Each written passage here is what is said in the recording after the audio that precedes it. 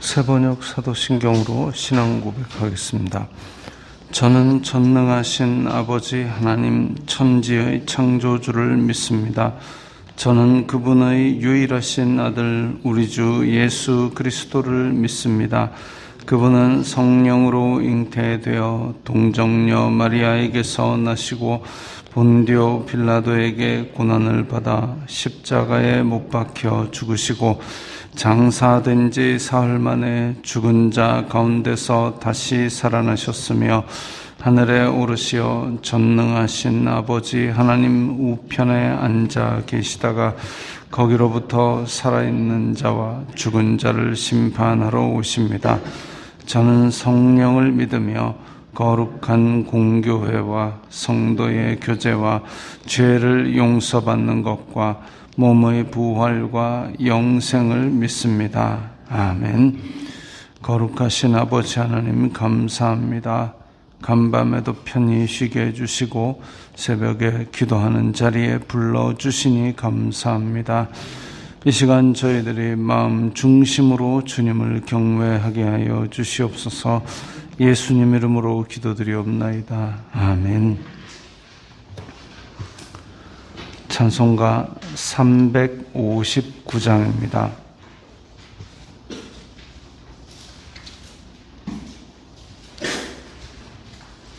찬송가 359장입니다.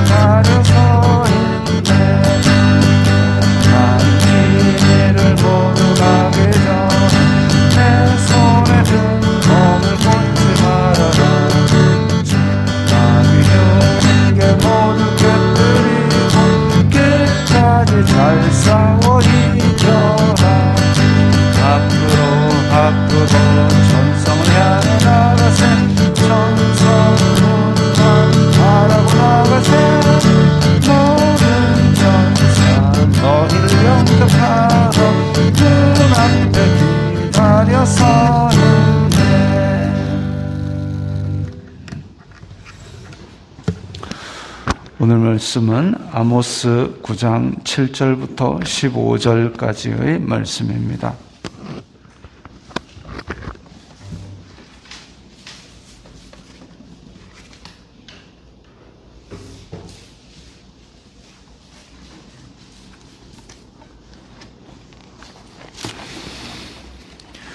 아모스 9장 7절부터 15절까지의 말씀 함께 읽겠습니다.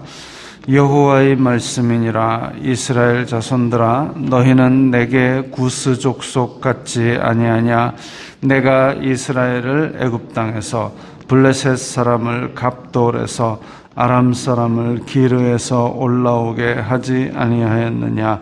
보라, 주 여호와의 눈이 범죄한 나라를 주목하노니 내가 그것을 지면에서 멸하리라. 그러나 야곱의 집은 온전히 멸하지는 아니하리라. 여호와의 말씀이니라. 보라, 내가 명령하여 이스라엘 족속을 만국 중에서 체질하기를 채로 체질함같이 하려니와 그 한 알갱이도 땅에 떨어지지 아니하리라. 내 백성 중에서 말하기를 화가 우리에게 미치지 아니하며 이르지 아니하리라 하는 모든 죄인은 칼에 죽으리라. 그 날에 내가 다윗의 무너진 장막을 일으키고 그것들의 틈을 막으며 그 허물어진 것을 일으켜서 옛적과 같이 세우고 그들이 에돔의 남은 자와 내 이름으로 일컫는 만국을 기업으로 얻게 하리라. 이 일을 행하시는 여호와의 말씀이니라. 여호와의 말씀이니라. 보라, 날이 이를지라.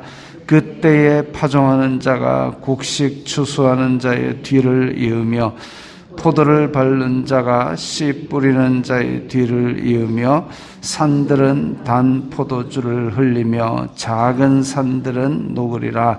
내가 내 백성 이스라엘이 사로잡힌 것을 돌이키리니 그들이 황폐한 성읍을 건축하여 거주하며 포도원들을 가꾸고 그 포도주를 마시며 과원들을 만들고 그 열매를 먹으리라. 내가 그들을 그들의 땅에 심으리니 그들이 내가 준 땅에서 다시 뽑히지 아니하리라. 내 하나님 여호와의 말씀이니라. 아멘. 우리가 선지서들을 읽을 때, 선지서들을 읽으면 늘 나오는 것이 계속 죄악에 대한 심판을 선포하고 있는 두려운 내용들입니다. 그러나 그게 하나님의 백성으로 하여금 두려워하라고 선포하는 말씀이 아니라 하나님의 날은 언제든지 올 수 있다. 심판의 날은 곧 믿는 자들에게는 구원의 날인데, 그렇게 해서 하나님의 날을 두려워하면서 죄악을 멀리하고 죄 지은 자는 회개하라는 선포입니다. 그리고 그렇게 선포한 말씀 제일 끝에 보면은 분명히 회복의 약속이 있습니다. 오늘 아모스도 이제 마지막 부분이고 또 이 마지막 부분에 회복의 약속이 있는 것을 봅니다. 이 날을 소망하는 것이죠. 여호와의 말씀이니라. 이스라엘 자손들아, 너희는 내게 구스 족속 같지 아니하냐. 뜬금없이 이스라엘 자손들을 이방 나라와 같지 아니하냐 이렇게 말씀하고 있습니다. 또 뒤에 보면 이스라엘이 애굽 땅에서 올라온 것, 블레셋 사람을 갑돌에서 올라온 것, 아람 사람이 기르에서 올라온 것, 다 한꺼번에 같은 취급을 하고 계십니다. 하나님께서 이집트에서 내 백성을 보내라 하고 이집트를 폭삭 망하게 하고 그 백성을 끄집어낸 것이 어찌 블레셋이나 아람 백성하고 똑같겠습니까? 그러나 지금은 이 전무후무한 역사적인 사건이 이스라엘 자손들이 범죄함으로 말미암아 똑같은 취급을 받게 됐습니다. 그래서 블레셋과 아람과 구스 족속이 올라와서 나라가 형성되고 그리고 그들이 죄악으로 말미암아 사라져 가도록 하나님께서 그렇게 이방 나라도 다스리신 것과 똑같이 이스라엘 자손들도 이집트에서 올라왔고 나라를 이루었지만 하나님의 백성임에도 불구하고 이방 나라들하고 하는 짓이 똑같아가지고 이방 나라들과 똑같이 망해버릴 것을 선포하는 아주 어찌 보면 무서운 말씀이죠. 그러니까 우리나라에서 왜 옛날에 너 내 자식이 아니다. 나가라. 내 자식이 아니다. 호적에서 파버린다. 이런 얘기가 있는 것처럼 지금 이방 나라들하고 똑같다. 이방 나라들처럼 너희들도 망할 거다. 라고 지금 강력하게 말씀하고 계신 겁니다. 보라, 주 여호와의 눈이 범죄한 나라를 주목하리니 그것을 지면에서 멸하리라. 그 구스 족속, 블레셋, 아람 다 범죄한 나라 하나님의 다스림 가운데 없어지는 거죠. 그래서 내가 그것을 지면에서 멸하리라. 그러나 야곱의 집은 온전히 멸하지는 아니하리라. 하나님께서 하나님의 백성을 치시는 목적은 없어져라가 아니라 하나님의 백성이 고난을 받더라도 어쨌든 연단되어서 거룩한 나라로 바로 서라라는 의미죠. 목적이 그겁니다. 그렇기 때문에 온전히 멸하지는 아니하리라. 하나님께서 항상 남은 자를 두어서 이 하나님 나라의 언약을 계속 이어가게 하시는 그 일을 우리는 구약 전체에서 계속 봅니다. 어찌 보면 그래서 아브라함이 처음에 믿음으로 섰을 때에 아브라함에게 가장 첫 번째 미션은 뭐냐면 생존입니다. 생존. 그 이방 나라, 이방 민족들이 막 이렇게 있는데 거기에 아브라함이 하나님의 약속을 받아서 가나안 땅으로 왔다 이거죠. 사실은 그 굉장히 위험한 일입니다. 자기가 알지 못하는 민족들이 거기에 부족을 이루고 있는데 거기에 어디서 희한한 데서 온 사람이 그 자리에 가가지고 나도 여기 살래 이렇게 한다?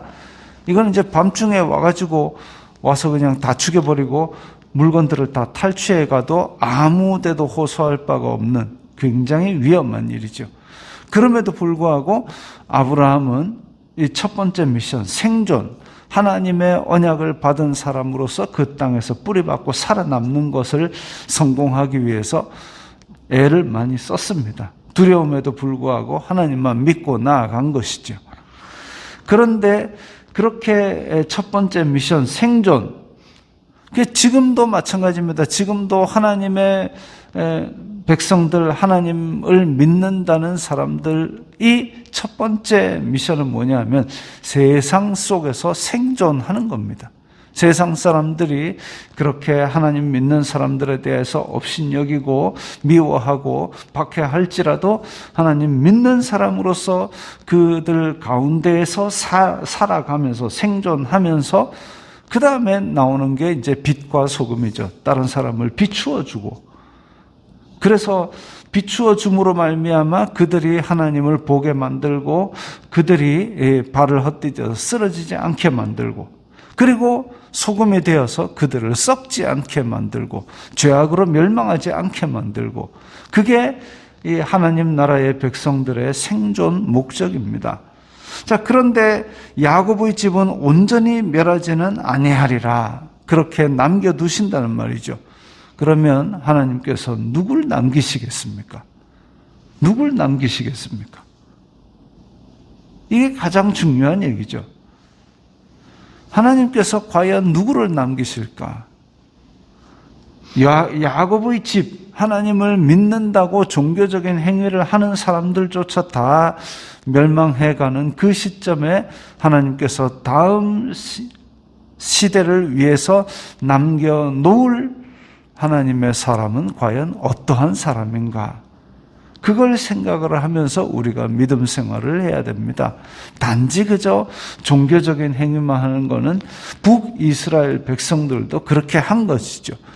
성전 지어놓고 제단 쌓아놓고 거기다가 소도 태우고 양도 태우고 다 했습니다. 그러나 그게 다가 아니라는 거죠. 야곱의 집은 온전히 멸하지는 아니하리라. 보니까 체질하기를 채로 체질함 같이 하려니와 그 한 알갱이도 땅에 떨어지지 아니하리라. 분명히 하나님의 심판은 체질하는 것처럼 그렇게 극심한 고난이 되고 한 명 한 명이 다 검증을 받게 될 겁니다. 그런데 한 알갱이도 땅에 떨어지지 아니하리라. 하나님의 고난을 통과하고 남는 자들은 그야말로 한 명도 빠짐없이 하나님께서 다 챙겨서 보존하실 것입니다. 내 백성 중에서 말하기를 화가 우리에게 미치지 아니하며 이르지 아니하리라 하는 죄인은 칼에 죽으리라. 자기가 죄인인데도 죄인인 것을 인정하지 아니하고 야 나는 멸망 안 해 이렇게 하는 자들은 분명히 심판의 대상이 될 것임을 말씀하고 있습니다. 대표적으로 예루살렘에 있는 유대인들이죠. 성전이 있는데 이 성전이 하나님의 집이니까 나는 안 죽어. 그래가지고 예전에 그런 사태가 몇 번이나 있었습니다. 외국 군대가 쳐들어왔을 때, 로마 군대가 쳐들어왔을 때 이스라엘 백성들이 그 유다 지방에 있는 백성들은 무조건 성전으로 다 뛰어 올라갔고 성전 문을 꽁꽁 걸어 잠그고 성전 안에 있으면 살 거라고. 웬걸요? 군대가 그대로 밀고 들어와가지고 다 죽이고 성전을 그냥 다 무너뜨려 버렸습니다. 성전이 믿음 없는 사람들이 그냥 앉아있을 때는 이거 그냥 화려한 건물에 지나지 않는 것이죠. 성전이 하나님이 아니라는 사실을 그들은 인식을 못하고 있던 겁니다.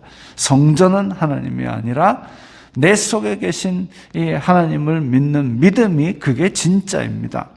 그래서 이렇게 종교 행위를 가지고 착각하는 백성들도 심판을 피하지 못한다. 근데 그날에 내가 다윗의 무너진 장막을 일으키고, 자, 다윗의 무너진 장막을 일으킨다라는 얘기가 이제 하나님께서 회복되는 약속을 하실 때 처음 나온 이야기가 다윗의 무너진 장막이라 그랬습니다. 이 이야기를 듣고 어떤 무리들은 자기네들의 이름을 다윗의 장막이래요. 뭐 좋은 얘기죠. 성경을 읽고 어디서 이렇게 좋아 보이는 구절을 따오는 건 좋은 얘기인데, 다윗의 장막을 다시 세우라는 얘기가 아닙니다. 다윗의 장막이 뭐냐면 이스라엘 자손들이 이제 사사기를 지나고 사울 왕 시절에 그 다음에 이제 다윗 왕국으로 넘어갈 때에 이제 막 으쌰으쌰 잘해보자라는 분위기가 있지 않습니까? 그래가지고 다윗이 왕이 되어서 하나님을 믿는 믿음으로 이제 백성들을 통치하기 위해서 딱 보니까 이 하나님의 언약궤가 실로에 있단 말이죠. 근데 자기는 지금 궁전에 거하는데 하나님 나 성전 지을래요. 아니야 너는 안 돼. 그러면은 그대로 방치를 합니까? 그게 아니라 거기에 대해서 다윗의 장막을 지어서 이제 성막을 보다 더 보완하고 하나님의 백성들이 하나님을 잘 섬기도록 한 그 장막입니다. 그 장막 좋기는 하죠. 그러나 장막이 완성된 형태가 아닙니다. 장막 이후에 솔로몬으로 하여금 성전을 짓게 만들었지 않습니까? 그럼 장막보다 나은 게 성전이죠. 그리고 이것은 다윗의 장막, 다윗이 지은 텐트, 그걸 회복하라는 얘기가 아닙니다. 다윗의 무너진 장막이라는 얘기는 다윗이 세운 텐트도 결국은 죄악으로 인하여 무너졌다 이거죠. 그러나 하나님께서 다윗의 무너진 장막을 일으킨다는 얘기는 하나님께서 다윗 왕을 사랑하시고 아끼고 그래서 그에게 왕조를 약속하시고 이런 것들이 다시 세워지는 영원한 하나님 나라, 메시아로 인하여 예수 그리스도로 인하여 세워지는 영원한 하나님 나라를 지금 말씀하고 있는 겁니다. 그래서 그것들의 틈을 막으며 허물어진 것을 일으켜서라는 얘기가 이제 이전에 사람이 세웠던 다윗의 장막은 사람의 어떤 결점이 그대로 있었지만 그러나 메시아가 세울 하나님 나라는 그런 결점이 없이 완전하게 튼튼하게 세워질 것을 말씀하고 있는 겁니다. 그들이 에돔의 남은 자와 내 이름으로 일컫는 만국을 기업으로 얻게 하리라. 예수 그리스도로 말미암아 세워지는 하나님 나라는 만국을 온 세상 사마리아와 땅끝까지 이르러서 하나님 나라가 선포될 것을 이야기합니다. 이 일을 행하시는 여호와의 말씀이니라. 하나님께서 이 모든 죄악 이 열방들을 심판하신 그 하나님의 말씀이라는 거죠. 보라 날이 이를지라. 자, 이제 이루어지는 하나님의 나라가 얼마나 풍성한 복을 가지고 있는지 보여줍니다. 파종하는 자가 추수하는 자의 뒤를 이으며, 자, 곡식을 추수하고 나면 땅이 잠깐 쉬었다가 그 다음에 이듬해 봄에 씨를 뿌리는 게 아니라 추수하고 바로 그 다음에 씨를 뿌립니다.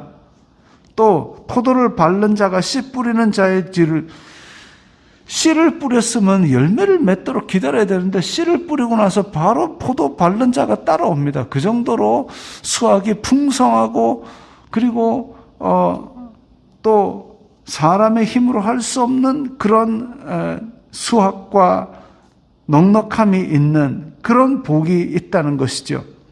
내가 내 백성 이스라엘이 사로잡힌 것을 돌이키리니. 자, 하나님의 백성이 분명히 망합니다. 멸망합니다. 죄악으로 인하여 북이스라엘은 뿔뿔이 흩어져서 멸망하고 남유다는 바벨론으로 사로잡혀가고 그야말로 흔적도 없이 그렇게 다 밀어버리는데, 그들이 황폐한 성읍을 건축하여 거주하며 그 백성이 다시 돌아오는 이런 역사적인 사례가 사실은 다른 나라에는 거의 없습니다. 그런데 이스라엘 자손들은 그렇게 바벨론으로 사로잡혔던 것이 돌아와서 다시 성읍을 건축하고, 또 2차 대전 때도 그렇게 다 뿔뿔이 흩어졌던 나라가 다시 와가지고 또 지금의 이스라엘을 형성하고 황폐한 성읍을 건축하여 거주하며 포도원들을 가꾸고 그 포도주를 마시며 과원들을 만들고 그 열매를 먹으리라. 그야말로 다윗의, 솔로몬의 그 풍성했던, 그리고 평화로웠던 그 일상이 다시 회복될 것을 말씀하고 있습니다. 예수 그리스도로 말미암아 세워지는 평화의 나라, 하나님의 나라, 그것은 이전에 있던 그런 불안하고 이방 나라들의 침략을 받을 그런 나라가 아니라 영원한 나라이고 풍성한 나라이고 하나님이 세우시는 평화의 나라인 것이죠. 그들을 그들의 땅에 심으리니 그들이 내가 준 땅에서 다시 뽑히지 아니하리라. 내 하나님 여호와의 말씀이니라. 그래서 하나님께서 체질을 하면서 그렇게 걸러내고 남은 자들로 계속 명맥을 유지하여서 결국은 이루실 예수 그리스도로 말미암는 메시아의 나라, 하나님의 나라는 영원하고 평화롭고, 그리고 하나님께서 그 나라로 말미암아 영원히 영광 받으시는 풍성한 나라가 될 것입니다. 지금 아모스 시대에 이런 예언이 선포되었을 때에 계속 멸망을 선포하다가 결국에는 하나님께서 하나님 나라의 메시아를 통해서 나라를 이루실 것이다, 이 희망을 주신 것처럼 우리가 지금 신약 성경을 읽으면서 또 수많은 심판의 말씀들이 있습니다. 종말에 관한 말씀들이 있습니다. 그걸로 인하여 두려워하지 말고 이 체질이 지나고 나면 하나님께서 세우실 영원한 나라, 그 나라가 우리에게 소망이고 그 나라를 우리가 사모하면서 오늘을 현명하게 살아가야 할 것입니다. 기도하겠습니다. 거룩하신 아버지 하나님, 감사합니다. 말세를 살아가고 있는 저희들도 또한 죄악으로 인하여 심판하실 하나님의 공의를 생각합니다. 또한 아버지, 저희들이 하나님께서 이루실 영원한 하나님 나라를 소망하며 살아가기를 원합니다. 이 믿음 끝까지 지켜 주시옵소서. 예수님 이름으로 기도드리옵나이다. 아멘.